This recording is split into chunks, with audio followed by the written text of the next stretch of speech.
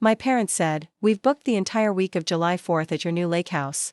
Whole family, 32 people. Boats, grills, fireworks. The works." The email arrived on a Tuesday morning in late May. Subject line: Family reunion plans finalized. I stared at my laptop screen, coffee halfway to my lips as I read my mother's message 3 times. To make sure I wasn't hallucinating. "We've booked the entire week of July 4th at your new lake house. Whole family coming. 32 people total. Your father already arranged the boat rentals. I've ordered the grills, and Patrick is bringing professional-grade fireworks. This will be the reunion we've always dreamed of. So excited to finally see your beautiful new place. Don't worry about a thing. We're handling all the planning." My hands started shaking. I set the coffee down before I could spill it across my desk. I didn't own a lake house. I had never owned a lake house. What I did own was a modest 2-bedroom condo in downtown Portland that I'd scraped together every penny to afford after my divorce. 3 years ago. The same condo my parents had visited exactly once, staying for 45 minutes. Before my mother declared it cozy in that tone that really meant disappointingly small. I scrolled down, hoping for context. Some explanation that would make any of this make sense. Instead, I found an attached spreadsheet detailing sleeping arrangements, meal schedules, and activity rotations. According to my mother's color-coded planning, Aunt Veronica and her 4 kids would take the blue guest suite. Uncle Raymond and his family would occupy the western wing. And my parents naturally claimed the master bedroom with a lake view. My phone rang. "Mom. Sweetheart, did you get my email? Isn't this exciting?" "Mom, I don't have a lake house." She laughed. That tinkling sound she made when she thought someone was being charmingly modest. "Oh, stop." Angela showed us all the pictures. "It's absolutely gorgeous. That wraparound deck, the private dock, the stone fireplace. You've really outdone yourself." "Angela, my older sister. When did Angela show you pictures?" "At Easter dinner, remember? We were all gathered in Aunt Veronica's living room and she pulled them up on her phone. The whole family was there. Everyone's been talking about it for weeks." I hadn't gone to Easter dinner. Angela had told me it was cancelled because Aunt Veronica had the flu. "Can you send me the pictures Angela showed you?" "Oh, honey, you know I'm terrible with that technology stuff. But Angela has them all saved. She said you gave her a full tour when you bought it last winter. The place sleeps 24 comfortably," she said. "So with some air mattresses and the kids bunking together, 32 will be perfect." My stomach dropped into my shoes. Last winter, February specifically, when Angela had called me sobbing because her husband, Tyler, had just been laid off from his job as a regional sales manager. She'd been terrified about losing their house, about pulling their twin boys out of their private school. I'd offered her a loan. She'd asked for $30,000. I'd given her 40 because I knew pride would make her underestimate what they actually needed. I'd wiped out most of my savings, the emergency fund I'd been rebuilding since the divorce. She promised to pay me back within a year once Tyler found new work. Tyler found a new job in March. Better paying than his old one. I hadn't seen a single dollar of repayment. "Mom, I need to go. Work emergency." I hung up before she could respond and immediately called Angela. She answered on the 4th ring, breathless. "Hey, can't really talk. I'm at the Twins soccer game." "What lake house?"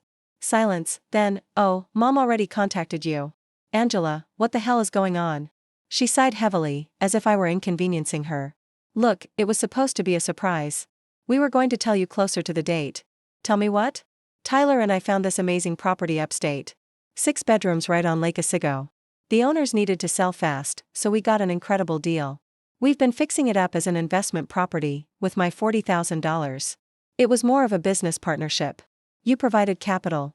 We provided the expertise and labor. You told me your mortgage was 3 months behind." It was. But then Tyler got the job offer with a $20,000 signing bonus. And we realized we didn't need a loan anymore. We needed an investment opportunity. The housing market upstate is exploding. This place is going to triple in value. My vision went white around the edges. "So instead of paying me back, you bought a house." "We bought you a house. You're an investor. You'll get returns." "I don't want returns. I want my $40,000 back." "God, you're being so dramatic. This is a good thing. And anyway, it's too late now. Mom's been planning this reunion for weeks. The whole family is coming. Grandma's flying in from Arizona. You can't cancel." "I can absolutely cancel something I never agreed to. Do you know how embarrassing that would be? Everyone thinks this is your house. Mom's been bragging to the entire church. And Veronica already bought matching family t-shirts. If you back out now, you'll look like a selfish." "If I back out, Angela, you lied to everyone. You stole my money and then lied about it. I didn't steal anything. We had a verbal agreement. To repay a loan, not to become business partners in some scheme I never consented to. Whatever. Look, the reunion is happening. You can either be a team player, or you can be the person who ruined everyone's 4th of July. Your choice. She hung up. I sat in my office staring at nothing, trying to process what had just happened. My sister had taken my money under false pretenses, bought property with it, and then told our entire family I owned it so she could. What? Host a massive party at someone else's expense? I called my father. Pumpkin, your mother told me you two talked. This reunion is going to be something special. Dad, that's not my house. I know you're probably worried about hosting such a big group, but don't be. We'll all chip in. I'm bringing my smoker for the ribs. And Uncle Raymond is handling all the seafood. You won't have to cook a thing. No, Dad. I mean, I don't own that house. Angela owns it. Pause. What do you mean? I explained everything. The loan. Angela's lies. The fake investment partnership. When I finished, my father was quiet for a long moment. Then he said, Pumpkin, I'm sure there's been a misunderstanding. Angela wouldn't do something like that. She admitted it to me on the phone 10 minutes ago. Well, maybe she misunderstood what kind of arrangement you two had. Money between family members can be complicated. It wasn't complicated. She asked for a loan. I gave her a loan. She promised to pay it back. Have you considered that maybe this is better? Now you're building equity instead of just giving money away. I didn't want to build equity. I wanted to help my sister through a hard time. Look, whatever the confusion, it doesn't change the fact that the reunion is planned. Your mother's put a lot of work into this. Can we just table the financial stuff until after the holiday? We'll all sit down, have a family meeting, sort it out. A family meeting where I'd be outnumbered 31-1. Pressured to forgive and forget.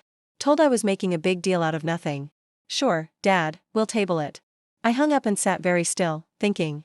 Then I called my friend Jessica, who was a real estate attorney. 3 hours later, I had a clear picture of the situation. Angela and Tyler had indeed purchased the Lake Otsego property in February. The deed was in both their names. They had put down $60,000, my 40+. Tyler's signing bonus, and taken out a mortgage for the rest. Do you have anything in writing? Jessica asked. Text messages, emails, anything showing she promised to repay the money. I checked. Angela had been careful. All our conversations about the loan had been phone calls. The bank transfer just said for Angela in the memo line. Without documentation, it's going to be nearly impossible to prove this was a loan and not a gift. She told me it was a loan. I believe you, but proving it in court is different. You'd need to show she had intent to repay. Did she ever make any payments? No. Did she ever acknowledge the debt in writing after receiving the money? No. Jessica winced. I'm sorry. You might be able to pursue it, but it would be expensive, time-consuming, and far from guaranteed. Family court tends to assume money between relatives is a gift unless there's clear evidence otherwise. I thanked her and hung up. So, Angela was going to get away with it. She'd stolen $40,000 from me, lied to our entire family. And there was nothing I could do about it legally. But I wasn't going to let her throw a party on my dime. I called the property management company that handled vacation rentals for Lake Otsego. After some searching, I found the listing for Angela's house. They had started renting it out in April, charging $4,000 a week during peak season. The week of July 4th was blocked off as owner reserved. I asked to speak to a manager and explained that I was family of the property owners and needed to clarify something about the July 4th reservation. The manager, a woman named Patricia, was sympathetic but firm. I'm sorry, but we can't make changes to owner reservations without direct authorization from the account holders. What if I could prove the reservation was made under fraudulent circumstances? That would be a legal matter. We'd need to see documentation. I thanked her and moved to Plan B. Over the next week, I did research. Angela had used my money to buy the house, then started renting it out for profit without ever mentioning it to me. According to the rental listing, the house had been booked for most weekends from April through September, with several week-long reservations scattered throughout. At $4,000 a week, minus the management company's 30% cut, Angela and Tyler were clearing around $11,000 a month during peak season. My money was making them rich while I struggled to rebuild my savings. I thought about confronting her again, demanding my money back, threatening legal action. But I knew how it would go. She'd cry, play the victim, tell everyone I was attacking her during a family reunion. My parents would take her side. They always did. Angela was the golden child, the successful one with a handsome husband and the perfect twin boys. I was the divorced disappointment who lived in a small condo and worked too much. So, I got creative. I created a fake email account and sent a message to Angela and Tyler's rental management company claiming to be from the Lake Otsego Health Department.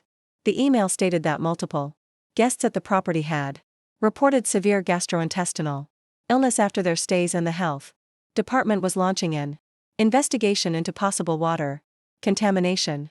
The management company panicked and immediately suspended all bookings pending inspection.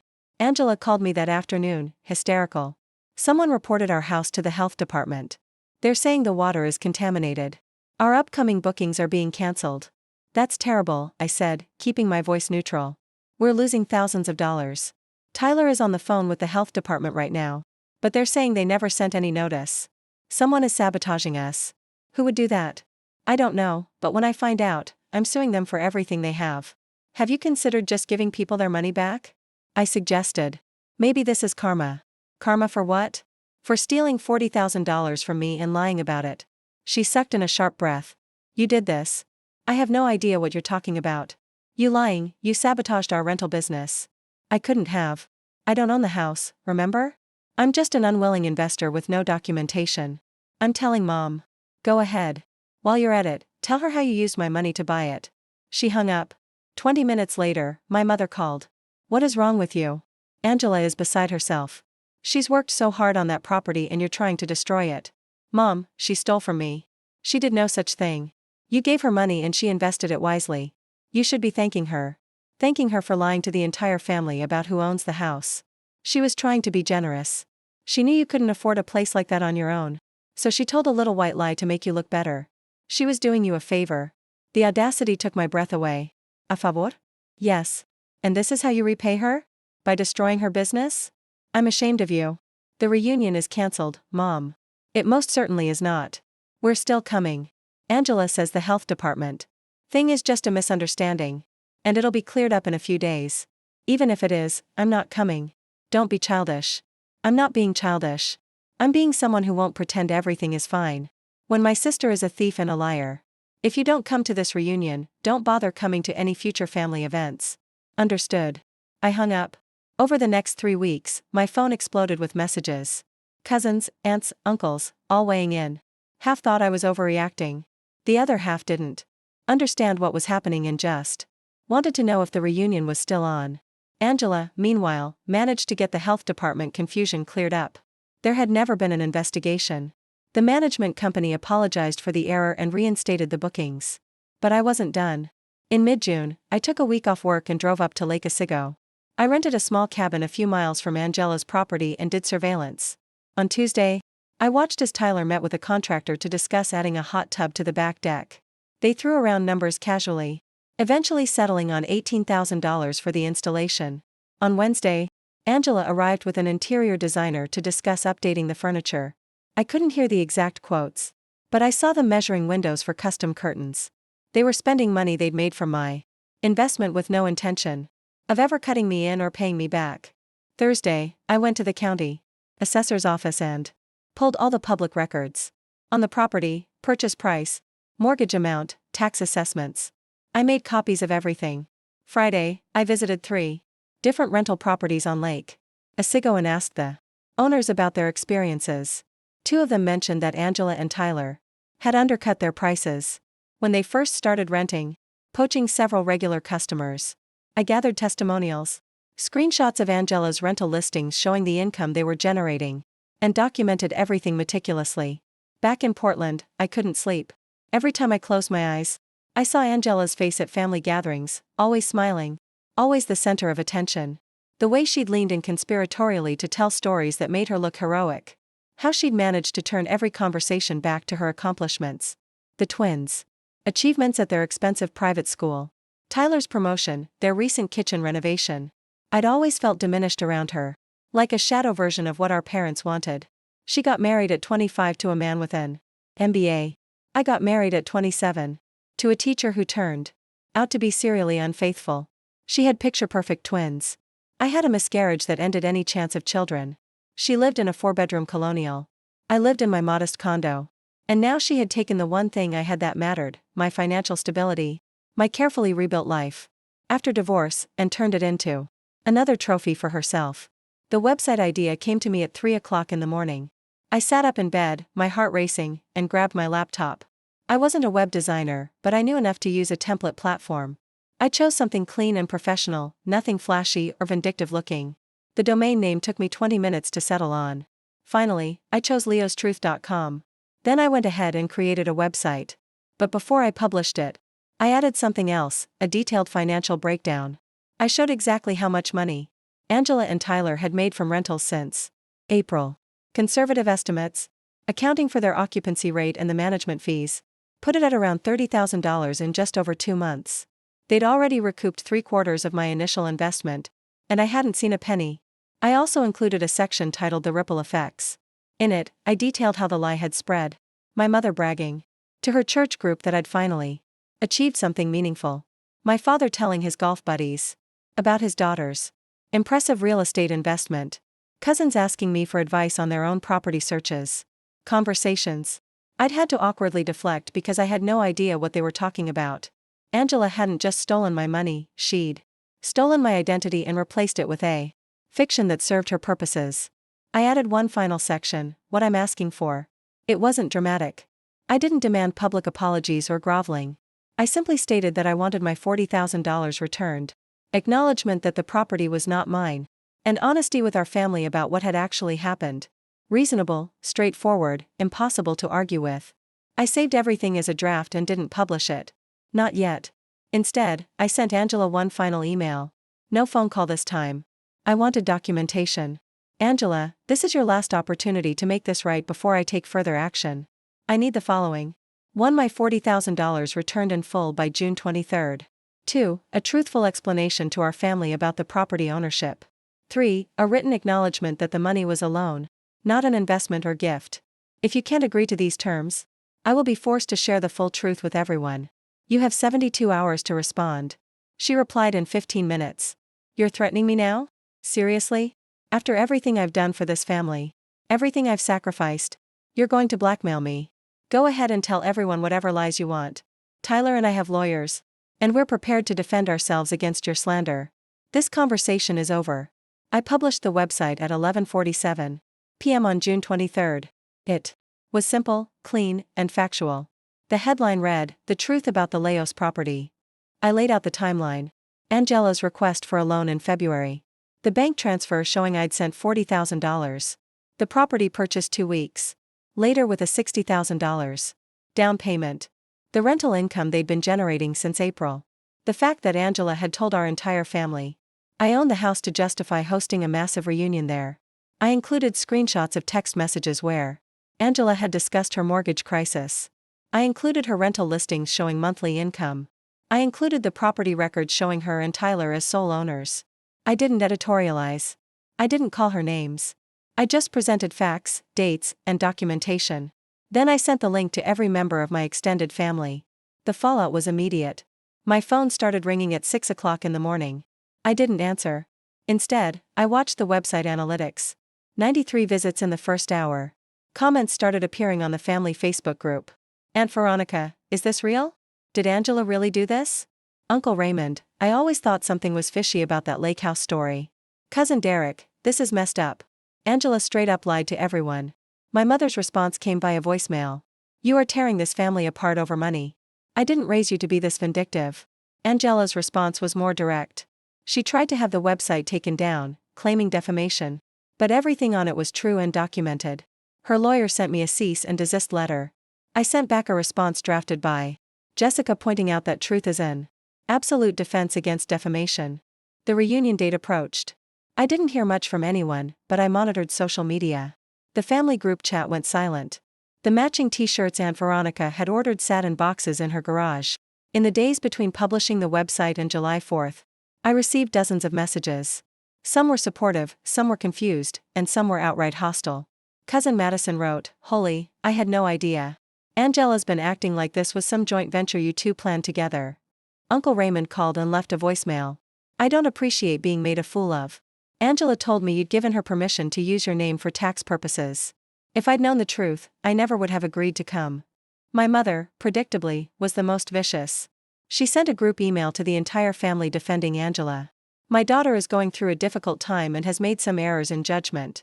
But she does not deserve this public humiliation. What her sister has done is cruel and calculated.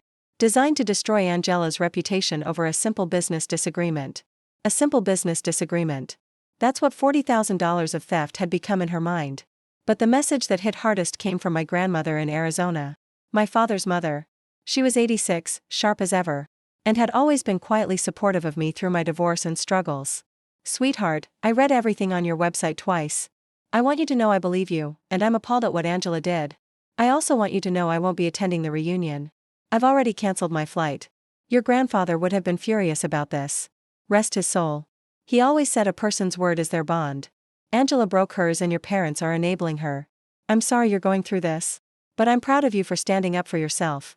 Don't let anyone make you feel guilty for telling the truth. I cried reading that message. My grandmother had always been the family matriarch.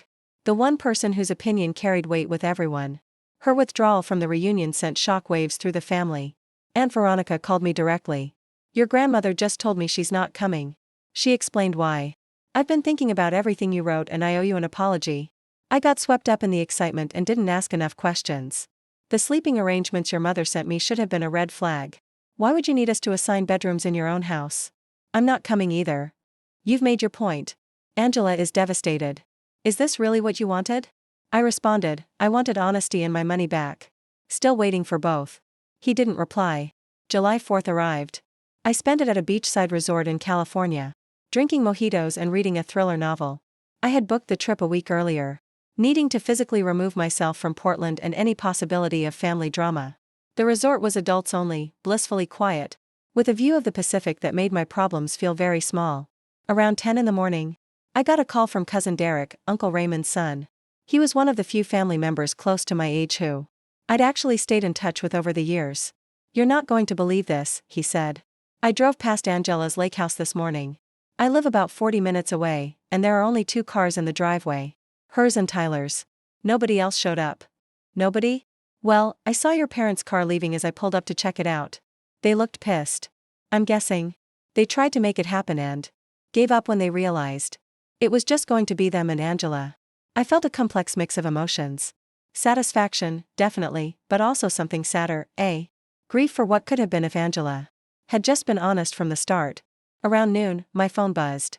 A text from my cousin Madison, one of the few family members who'd stayed neutral through everything. Thought you should know. Nobody showed up to the reunion. Angela and Tyler are at the lake house alone. Mom tried to rally everyone yesterday, but after your website, too many people had questions. The whole thing fell apart. Derek drove by this morning and said their cars were the only ones there. I smiled and ordered another mojito.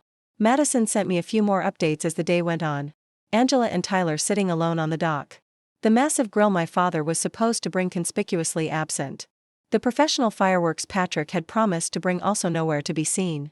Just 2 people in a big empty house that was supposed to be full of family. She keeps posting on Instagram like everything's fine, Madison messaged me. Pictures of the lake, the sunset, the deck. But you can tell from her captions she's trying way too hard. Perfect quiet evening at the lake. And sometimes the best celebrations are intimate. It's desperate. I didn't respond. I was done obsessing over Angela's reactions.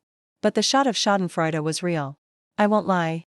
3 days later, I received a bank transfer, $40,000 from Angela's account.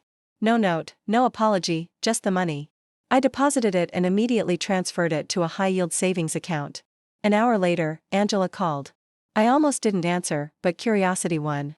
You got your money. Happy now? I'd be happier with an apology. For what? For trying to help you build wealth? For trying to make you look good in front of the family? For lying? For stealing? For gaslighting me into thinking I was crazy for being upset. I didn't steal anything. We had different understandings of our agreement. No, Angela, you lied. You knew exactly what you were doing. Silence. Then quietly, everyone hates me now. Grandma won't return my calls. Aunt Veronica uninvited us from Thanksgiving. Mom is barely speaking to me. Maybe you should have thought about that before you decided to commit fraud. It wasn't fraud. It was exactly fraud. You obtained money under false pretenses and used it for purposes you knew I hadn't consented to. I paid you back. That should be the end of it. The money isn't the point anymore. The point is you were willing to destroy my reputation. manipulate our entire family, and throw a massive party at a house you pretended was mine. All to avoid admitting what you did. So what do you want? You want me to grovel? I want you to understand why what you did was wrong. But I don't think you're capable of that. I hung up. Over the following weeks, various family members reached out. Some apologized for initially taking Angela's side. Others wanted to stay neutral and asked if I'd consider reconciling. For the sake of family unity. I declined. My mother left a voicemail in mid-August. Your father and I are very disappointed in how you've handled this situation. Yes, Angela made mistakes, but you've been cruel and vindictive. She's your sister. Family should forgive. I didn't call back. In September, I got a group text from Angela. She'd sent it to the entire family. I want to apologize for the confusion and hurt feelings. Regarding the lake house situation. I recognize now that there were miscommunications about the financial arrangement, and I take responsibility for not being clearer from the start. I've repaid the money in full and hope we can all move forward. Miscommunications. Not lies, not theft, miscommunications. Several family members responded with heart emojis and we forgive you messages. I deleted that specific message without responding. In October, my mother called again. I answered this time. Thanksgiving is at our house this year. Both you and Angela are invited. Your father and I expect you to come and to be civil. Is Angela planning to actually apologize? She already apologized in that lovely message she sent everyone. That wasn't an apology. That was damage control. This is what I'm talking about. You're being unreasonable. She admitted she made mistakes. She admitted to miscommunications. She never admitted to lying, stealing, or manipulating everyone. Because she didn't do those things. She made some poor choices, but her heart was in the right place. Her heart was in $40,000 of my money. Everything isn't about money. You're right. It's about respect and trust. And Angela destroyed both. So, you're not coming to Thanksgiving? Not if Angela's going to be there, pretending nothing happened. Then I guess we won't see you. She hung up. Thanksgiving came and went. I spent it with friends, eating Thai food and watching movies. My friend group had become my chosen family over the past year. Jessica, the real estate attorney who'd helped me understand my legal options. My coworker Brenda, who'd listened to me vent for hours about the whole situation. My neighbor Kevin, who'd been through his own family estrangement and understood the complicated grief of it. We gathered at Jessica's apartment, everyone bringing a dish. I made mashed potatoes, the one thing I could cook that didn't come from a box. Brenda brought her famous green bean casserole. Kevin surprised us with a homemade pumpkin pie that was better than anything I'd ever tasted. To chosen family, Jessica said, raising her wine glass. We all clinked glasses, and I felt something settle in my chest. This was enough. These people who showed up for me, who didn't expect me to shrink myself or pretend everything was fine, they were enough. Later that evening, after everyone had left and I was cleaning up, my phone buzzed. A text from a number I didn't recognize. This is Patrick, Angela's brother-in-law. I know we've never been close, but I wanted to reach out. I was supposed to bring those professional fireworks to the reunion. Angela called me 2 days before July 4th, crying, begging me to still come, even though everyone else had cancelled. I told her I couldn't support what she'd done to you. She called me a traitor. Just wanted you to know that not everyone in Tyler's family thinks you're the villain here. I stared at the message, surprised. Patrick and I had met maybe 3 times at various family functions. He was Tyler's younger brother, a firefighter who lived in Seattle. I wrote back, thank you for telling me. That means a lot. He responded immediately. Tyler's torn up about it. He keeps saying he should have insisted they pay you back right away. Angela keeps doubling down, insisting she did nothing wrong. Their marriage is pretty rocky right now because of it. Part of me felt guilty about that. But only a small part. Tyler was an adult who'd made his own choices. He'd known the money came from me under the pretense of a loan, and he'd gone along with using it to buy property instead. Christmas arrived. No invitation to my parents' house. No gifts from Angela. A card arrived with my father's name signed at the bottom, but the handwriting was my mother's, and the message was generic. Wishing me well on a winter scene that carefully avoided any religious imagery. She clearly sent it on his behalf. Unable to completely cut me off but unwilling to make a real effort. I'd expected the cold shoulder. But seeing it materialize still stung. On Christmas Eve, I went to a candlelight service at a church I didn't belong to. Sitting in the back pew and listening to carols. A woman about my mother's age sat down next to me and smiled warmly. First time here? She asked. Yes, just needed somewhere peaceful tonight. Family troubles? I must have looked surprised, because she laughed gently. I've been doing this for 30 years. You get good at reading faces. I'm Martha, by the way. Nice to meet you. We sat together through the service. And afterward she invited me to a Christmas dinner her church was hosting for anyone who didn't have family plans. I almost said no. Pity invitations from strangers felt like rock bottom. But something in Martha's face stopped me. There was no pity there, just genuine warmth. Okay, I said. Thank you. The dinner was at the church hall. Long tables set up with mismatched chairs and paper plates. There were maybe 40 people there, elderly folks whose families lived far away, young adults estranged from parents, a few people who just seemed to prefer the company.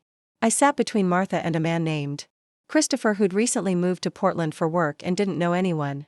We talked about safe topics, the weather, good restaurants, Netflix shows. It was superficial but comforting.